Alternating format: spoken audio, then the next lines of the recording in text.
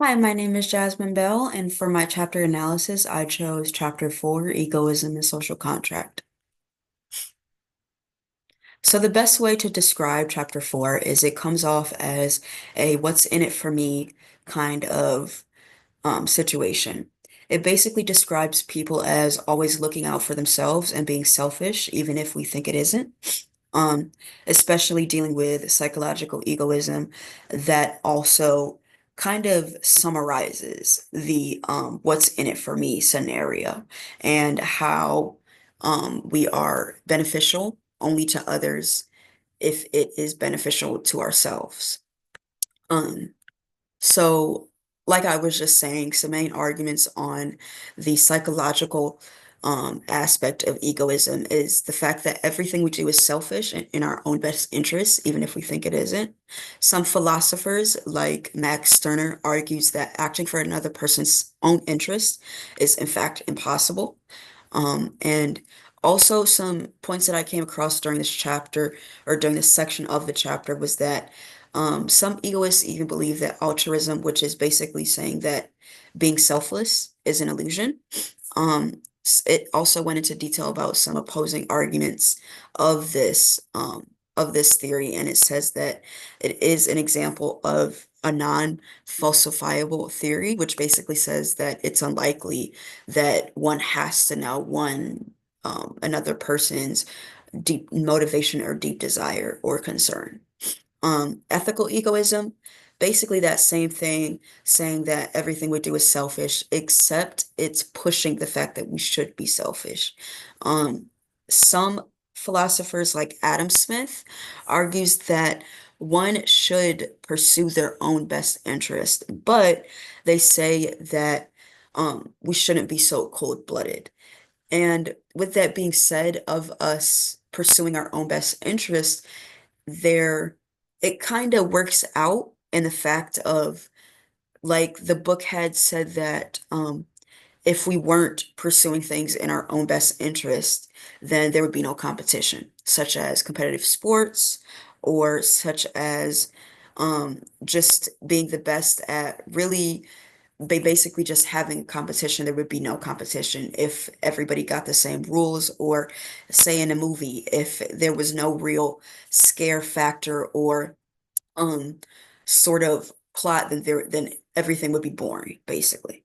Um, I also came across the fact that Ayn Ayn Rand argued for the same thing that Adam Smith does, that selfishness is something that we should do, but yes, selfishness is a virtue. Um, so those were some points that I came across. The social contract theory is best described to me as a middle ground for both psychological and ethical egoism. And how that comes into play is that social contract theory goes into depth about how it's an idea that ethical rules are established limits that we impose on ourselves and keeping ourselves happy. So it's basically like compromising to keep ourselves happy. And that is kind of where Catanian contractarianism comes into play. So it's based on the social contract theory. It argues that moral principles should be based on rational agreements among people. So kind of like a democracy or of that nature, saying that laws or rules should be based on agreements of other people.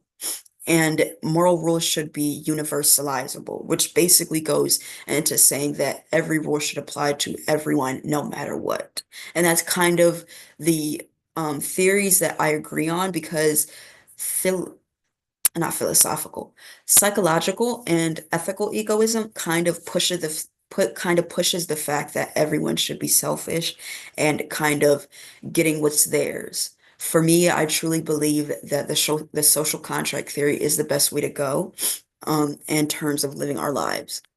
So, some critical analysis, strengths and weaknesses that I came across were that this chapter about egoism and the social contract theory is well established.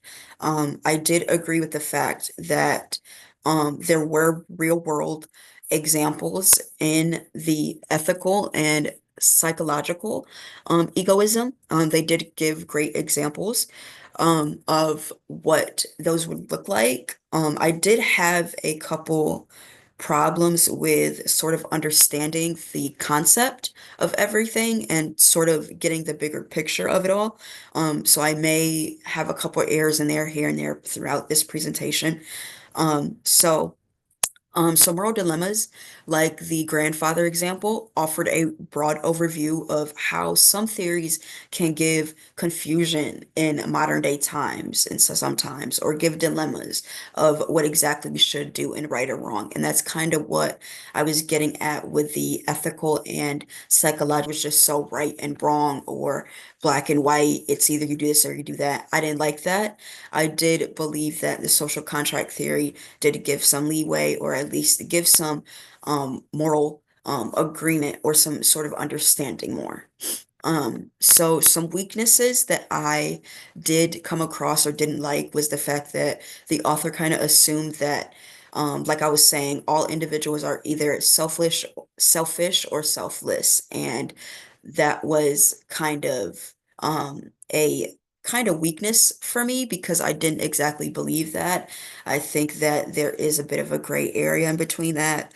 And there were, I did I do feel like that there should have been better insight on certain concepts because, like I said, I did have a couple, um, I did have a couple problems with really understanding the bigger picture. Maybe I wasn't understanding it correctly, or maybe I was maybe thinking about it too literally, but I did have a couple, problems with that.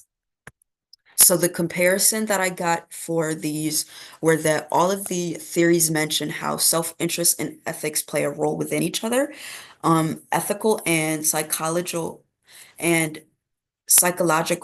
theories mention selfishness is needed for success, although not necessarily being cold-blooded animals.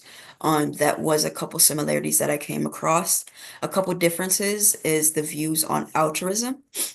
So like I said before, altruism is basically saying that we are to be selfless, um, kind of thinking for other people, that sort of thing. And those views kind of differ throughout the theories. On the hold on, psychological egoism. On psychological egoism, states that it kind of states that this sort of egoism should believe that altruism is impossible, or even hard to obtain, whereas ethical egoism sort of believes that, like I said, we should not be altruistic. That is what ethical egoism believes, that we should not be selfish, we should be selfish, and but not so much as selfish beings. So in the social contract theory kind of ties that in together, kind of allowing for altruism, allowing for that selflessness.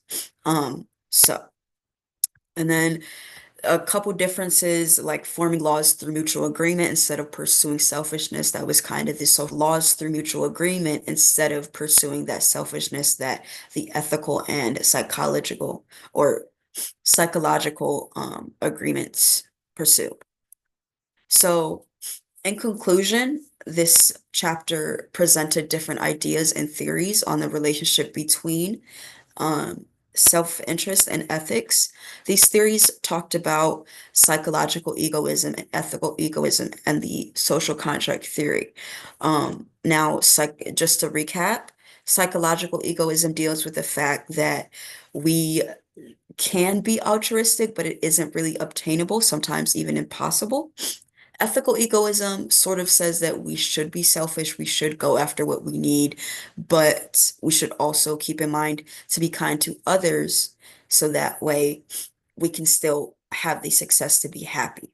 The social contract theory goes into detail about how we should be basing our agreements on mutual and moral standpoints. if that makes sense. Now, these topics are something that I may need to understand better, but overall, I did enjoy learning about these topics and providing further insight. Um,